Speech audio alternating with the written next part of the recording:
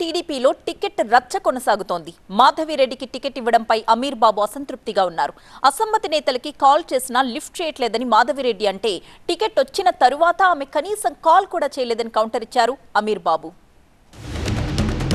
చాలా సార్లు వాళ్ళకి ఫోన్ చేయడం జరిగింది. ఉమాదేవి గారి భర్తకు మన్మోహన్ గారికి ఫోన్ చేయడం జరిగింది. వాళ్ళు ఫోన్లు ఎత్తకుండా ఉన్నారు. దానికి మనం ఏం చేయగలుగుతాము?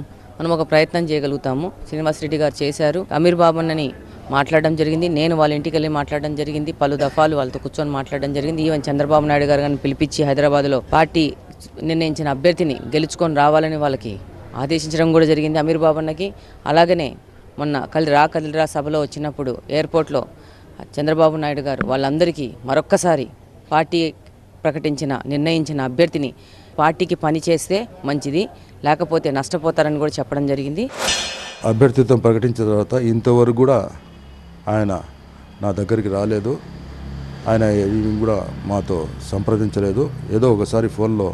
సంతానలేమి సమస్యతో బాధపడుతున్నారా? చింతించకండి. సుమారు 90,000 జంటలకు ఆనందం నింపింది ఓఎస్ఎస్ ఫర్టిలిటీ. ఈ రోజే 7825893600 కి కాల్ చేయండి. సంతానోత్పత్తి చికిత్సపై భారీ డిస్కౌంట్లు పొందండి. గుడ్ న్యూస్ చెప్పండి. మాట్లాడడం జరిగింది. రాన్న నువ్వు కూడా వస్తే బాగుంటుంది, జనజీవన సమితిలో కలుస్తాం అని చెప్పాడు. అంతవరకు కానీ నన్ను ఇన్ఛార్జ్గా తొలగించి మళ్ళా మాధవిరెడ్డి గారు ఇన్ఛార్జ్గా ప్రకటించినప్పుడు మాత్రము ఆలు మగలు ఇద్దరు కూడా మా ఇంటికి రావడం జరిగింది. ఆ రోజు మళ్ళీ ఇంతవరకు కూడా వాళ్ళు ఎటువంటివి కూడా ఇది లేదు.